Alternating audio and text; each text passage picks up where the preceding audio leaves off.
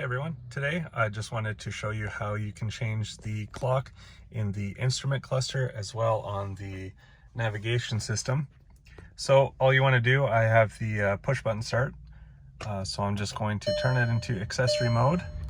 You can start the vehicle if you'd like, and from this point you'll see the button right here. So we'll just go ahead and push that, and you'll see on top there it starts blinking. Then there's this one here, and we push that and you can see our time is changing.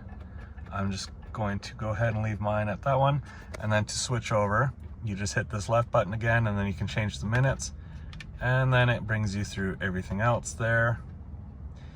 And so when you change this time up here, it also changes the time on your radio. So yeah, pretty easy to do.